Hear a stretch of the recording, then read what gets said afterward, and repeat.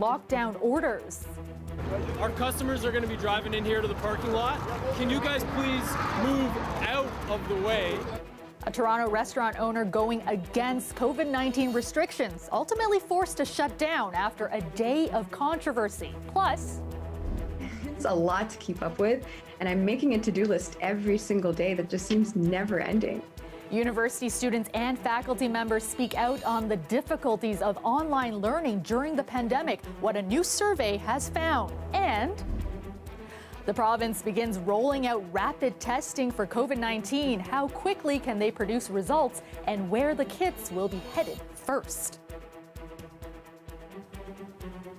Good evening, I'm Kelda Yoon. A Toronto restaurant owner who defied COVID-19 restrictions has been ordered to close his doors. Adam Skelly opened his barbecue joint for indoor dining this morning despite the city's lockdown order. But what began as an act of defiance ended in an order from the city's health department. Trevor Dunn with more on how it all unfolded.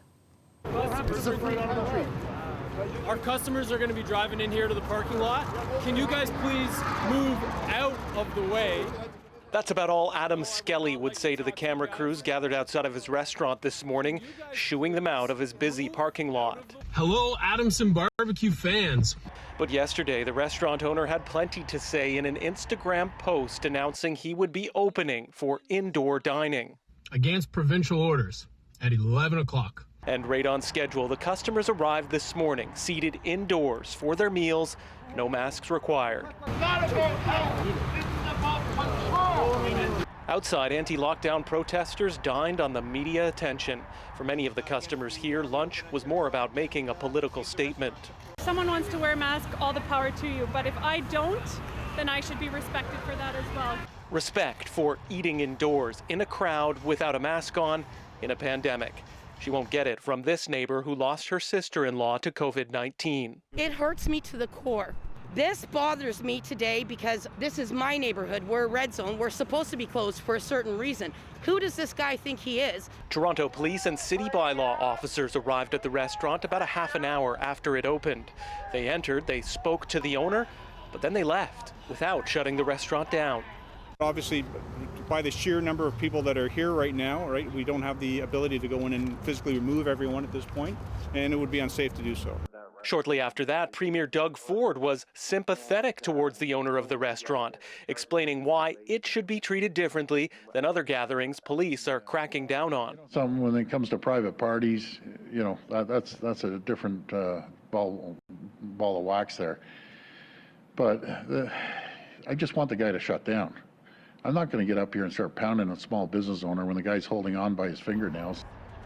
But late in the day, the business was pounded by the city, ordered to close immediately by Toronto's medical officer of health. Toronto Public Health has closed this premise. It shall remain closed, and the owner has been provided the most detailed understanding of what his obligations are. Toronto police admitted they should have shut the restaurant down this morning and called that a misunderstanding, vowing that if it tries to open again, they won't let it happen. Trevor Dunn, CBC News, Toronto. 14 more people have died from the coronavirus in Ontario, with an additional 1,009 new infections reported today. But the province said technical issues resulted in errors in the case counts for Monday and Tuesday. The Ministry of Health says yesterday's record-breaking figures included 8.5 hours worth of extra data. And that means Monday's total count was inflated, and today's count is an underestimate. The Premier used his daily press conference today to show off COVID-19 rapid testing kits that are now available across the province. The kits promise results in under 20 minutes. Lorenda Redekop with more on where the first deliveries are headed. My friends, the new rapid tests are game changers. The Premier spoke at Humber River Hospital, one of the places where they'll start rapid testing. If someone knows they have this terrible virus, they wouldn't go to parties, they wouldn't visit their grandparents, and they wouldn't spread it to their neighbors or friends. That's the difference testing and screening can make. The government says it has 2 different brands of the tests so far, a total of 1.3 million tests from the federal government, with another 1.5 million before the end of the year. The Premier thanked his federal partners with a little dig. because I was up here jumping and screaming for 2 months to get these done. So I want to thank Health Canada for getting these in. The government says the tests are already being used in a few dozen long-term care and retirement homes. We did not waste any time moving forward with them because we know that they are badly needed in hospitals and long-term care homes, that where we need to have a faster response, and in some of our more northern, more isolated communities. One healthcare union that represents personal support workers says this will help identify cases faster, but isn't a solution, saying in a statement, without adequate personal protective equipment, proper staffing levels, cohorting, and strong infectious disease protocols, our frontline healthcare workers in long-term care will remain at serious risk. This PhD student sees major potential in these tests. He says in Slovakia, they tested their entire population over a few days. 1% came back positive. But he says they're especially useful to protect the most vulnerable. I think that has potentially huge benefits in a long-term care setting because you can do everything everything we do to have these kind of specific defense mechanisms in long-term care, but if you have it spreading in the community, it's going to get into those settings eventually. The health minister says they'll also be used in hotspot neighborhoods. Plus, they're starting a pilot project for some workplaces, which could allow more businesses to reopen in the future. Lorenda Redicomp, CBC News, Toronto. A new survey finds many university students and professors feel online learning has taken a negative toll on the quality of education and their mental health. More than 2,000 of them participated in the survey commissioned by the Ontario Confederation of University Faculty Associations. Our Dalia Ashry spoke to a student and a professor about their experience of navigating higher learning during COVID times. Like you mentioned, for third-year University of Toronto student Lena Lashin, it's been a rocky school year so far. It's a lot to keep up with, and I'm making a to-do list every single day that just seems never ending. She says there's a lack of support from some teachers. Professors could have been much more equipped to be receptive to technical difficulties, to be sensitive to the huge diversity of struggles that students are facing. But some faculty members say it hasn't been easy for them either. Kimberly Ellis-Hale is a professor at Wilfrid Laurier. And the headset is so I don't hear my furnace when I'm teaching. Like, these are all the kinds of things that we're having to work with.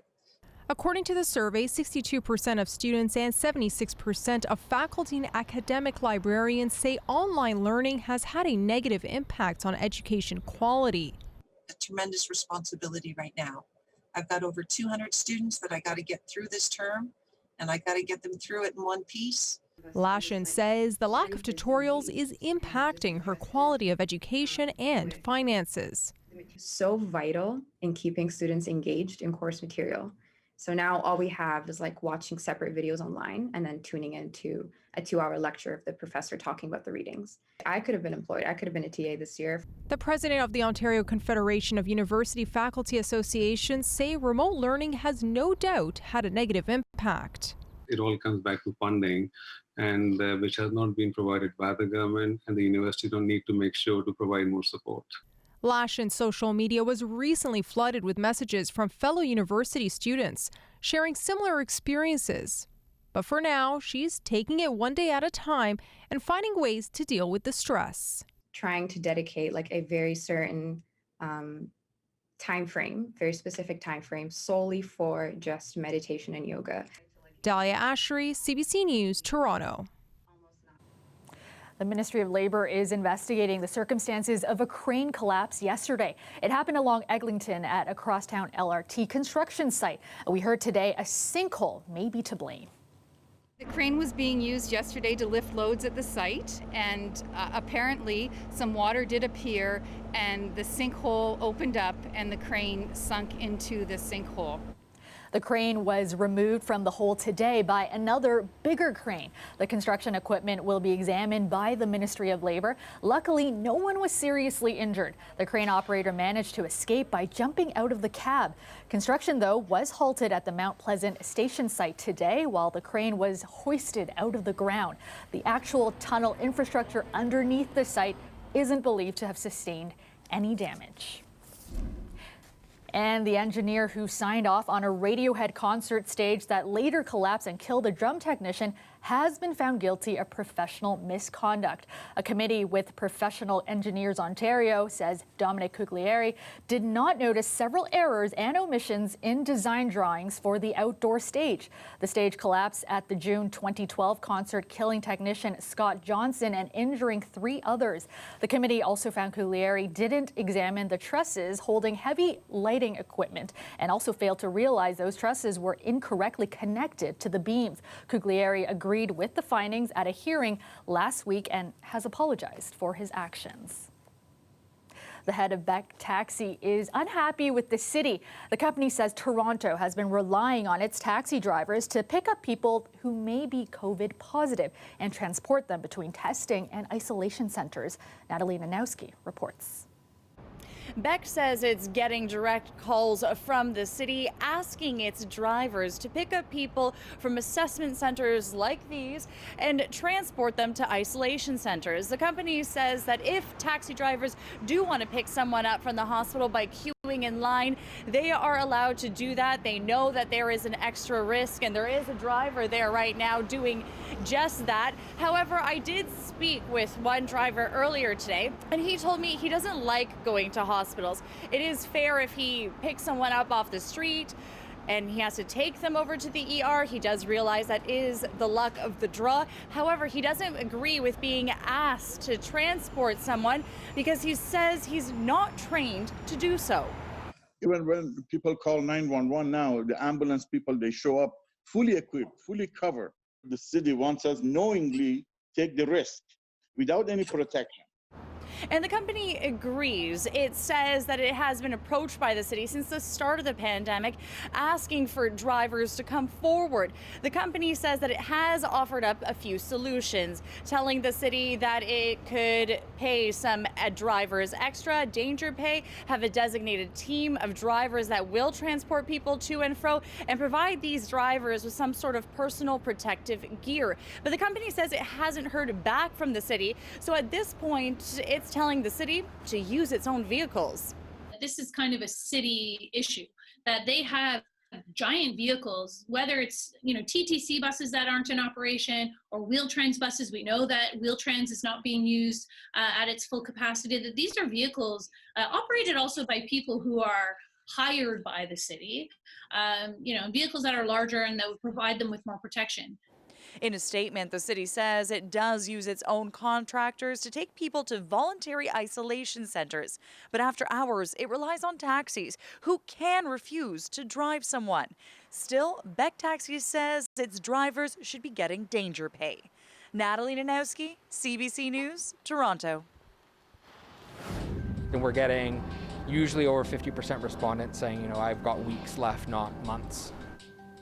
After the break, we'll explain why these for lease signs were papered over store windows in Roncesvalles today. Plus, we'll continue to see the system working its way in overnight tonight. I'm meteorologist Colette Kennedy. Some wet snow turning into rain showers. I'll have the details on your Wednesday coming up.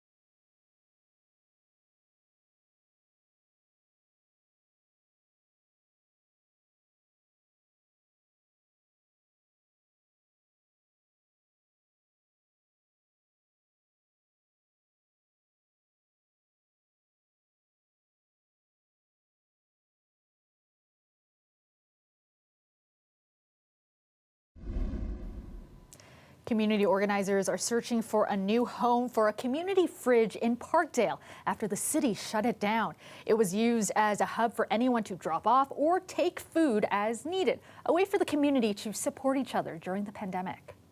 Mostly just saddening for all the people that, really need it at this moment, especially now that everyone moving into another lockdown. The community helping each other and neighbors helping each other is being reprimanded, without an actual solution. Organizers say it was filled and emptied multiple times a day. The fridge was placed outside a vintage store on Queen West back in June. The city said it needed to be removed because of safety and accessibility issues. The search is now on for a new location for the fridge on private property. Well, if you were in Roncesvalles today, you may have noticed store windows papered over with for lease signs. But these businesses are not actually closing. As Talia Ricci reports, it's all part of a campaign to get people's attention on the importance of shopping local right now.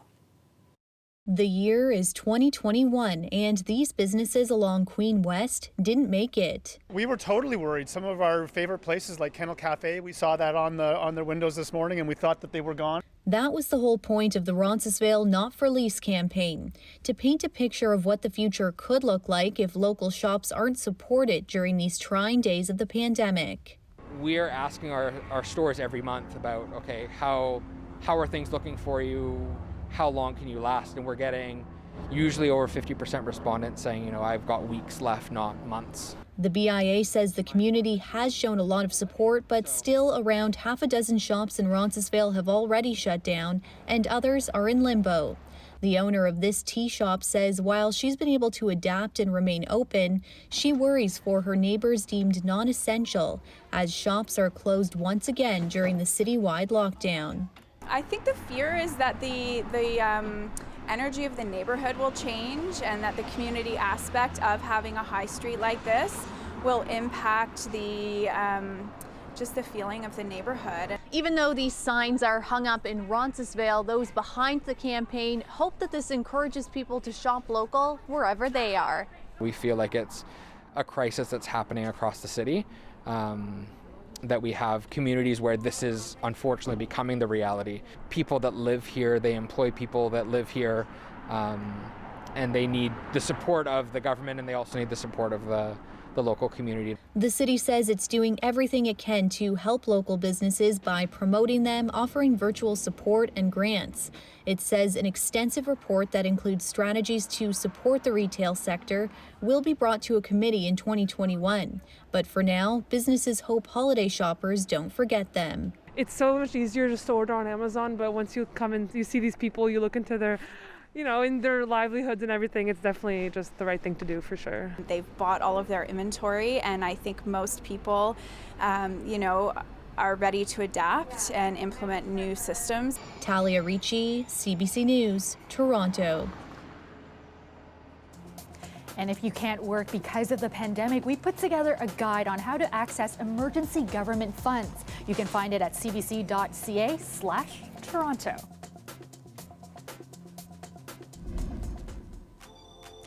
And it's a chilly night out there with more wet weather to come after we had a bit of a breather. Let's turn now to our meteorologist, Colette Kennedy, who has the full forecast for us. And Colette, the good news is warmer temps are coming, but we have to get through some of this wet weather first. Thanks, Kelda. Well, here we are with another system that's moving through. I know it's just kind of making its way in now, but we're talking about a little bit of flurry activity changing into this kind of light snow in some areas. And then eventually, as we go through the night, we're going to find that becoming more of a mix. And in some areas, it already is sort of a mix with some rain, as the temperatures will actually be rising. I mean, it'll be gentle, but rising just a little bit through the overnight hours. Then becomes a rain event. There'll be a period where things kind of stop, and then it sort of comes back later in the day. And all told, about 10 millimeters, 5 to 10 millimeters, it looks like, with this system. There could be a few localized areas where you get a bit more, but that's going to wash away not only any snow accumulations, and I'll get to those, but also some of what came on the weekend. The temperatures at the end of the week, though, I just want to give you a little highlight that as we get towards Thursday, Friday, those are going above seasonal. So above numbers like this, then, our daytime highs way below seasonal for today, running about 5 degrees kind of off the mark there. So as this keeps working its way in, closer to the lakeshore, we certainly get into this mix and more of the rain showers, but it's going to turn over as well northwest of the city. And as that happens, maybe 1 to 4 centimeters of snow. Yeah, I'm going to show you the accumulation models here in just a moment. And then the rain comes in, then we get this break. And then now I've stopped this again tomorrow later in the afternoon. So you can see that rain band coming back. It's a little heavier at times Wednesday into the evening hours and carries on back through southwestern Ontario. Now on the backside of the system, we're still going to see some instability into Thursday. So light scattered showers, but still a lot of that cloud cover hanging in there as well. But as I mentioned, the temperature will be going up. Now by Friday, with some mild air in place and some sun coming in, that's looking like not a bad day, maybe one of the best of the week. So that snowfall potential, this is really what it looks like. And again, even these accumulations that we might be seeing, not only are they going to wash away with the rain and with the mix, but they're even going to take down some of what's left from Sunday. Overnight temperatures then for southwestern Ontario, this is how you're looking, because I said these milder air kind of coming in with this, and then up to 9 degrees Windsor for tomorrow.